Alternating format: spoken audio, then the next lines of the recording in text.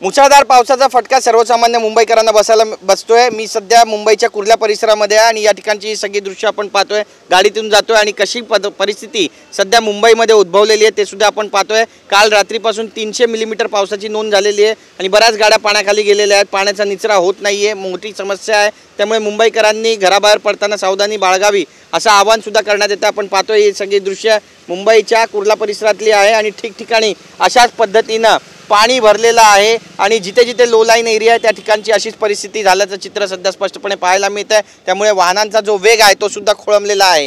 ही सगळी जर दृश्य पाहिली तर आपल्या लक्षात येतं की महानगरपालिका त्यासोबत ट्रॅफिक विभाग रस्त्यावरती उतरलेला आहे, गाड्यांना मार्ग करून दाखवत आहे। मात्र पूर्ण मुंबईमध्ये आज ट्रॅफिक जॅम पाहायला मिळतं। ठिकठिकाणी वेगवेगळ्या नाक्यावरती चौकामध्ये आपल्याला अशाच पद्धतीने ट्रॅफिक जॅम आणि पाणी साचल्याचं चित्र स्पष्टपणे पाहायला मिळतं। ही सगळी दृश्य आपण पुन्हा एकदा मी माझा कॅमेरामॅन योगेश गुरवला सांगेन की सांगावी। एकीकडे मेट्रोचं काम सुरू आहे तर दुसरीकडे आपण पाहतोय की ठिकठिकाणी पाणी साचलेलं आहे, या पाण्याचा निचराच होत नाहीये आणि त्यामुळे बऱ्याच वाहन चालकांना याचा थेट फटका बसताना आपल्याला पाहायला मिळत आहे। ही सगळी दृश्य आपण पाहतोय। लोकांच्या घरामध्ये, सोसायट्यांमध्ये सुद्धा पाणी गेलेलं आहे। दूरवर आपण जर पाहिलं तर घराघरामध्ये पाणी शिरतंय आणि हा पाण्याचा निचरा नेमका कशा पद्धतीने होणार हा आताच्या घडीचा सगळ्यात मोठा प्रश्न आहे। आणि रस्त्याच्या कडेनं माग काढताना आपल्याला मुंबईकर पाहायला मिळत आहेत। लहान लेकरं बाळं घेऊन, शाळेची मुलं घेऊन हे सगळे या ठिकाणाहून रस्त्यानं चालताना आपल्याला पाहायला मिळतात। ही दृश्य पहा, ही जणू काही नदीच वाहते अशा परिस्थिती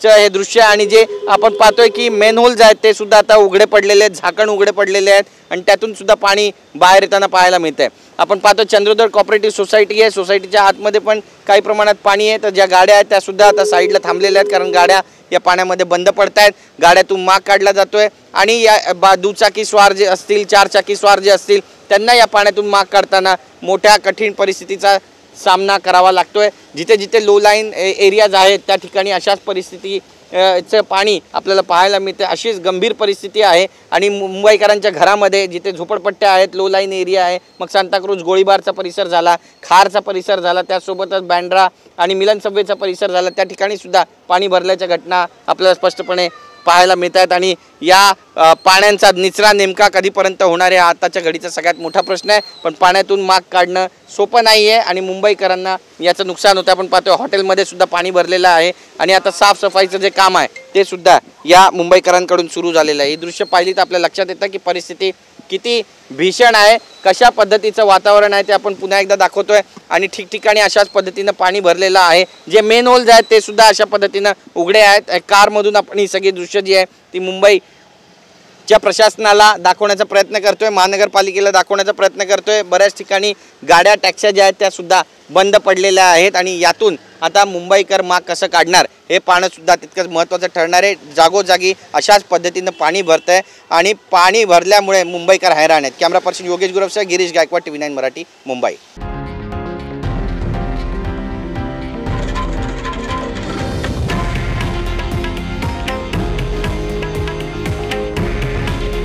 हे आहे देशातील नंबर 1 न्यूज नेटवर्क आणि आपण पाहत आहात TV9 मराठी। काळजी तुमची, हित महाराष्ट्राचं।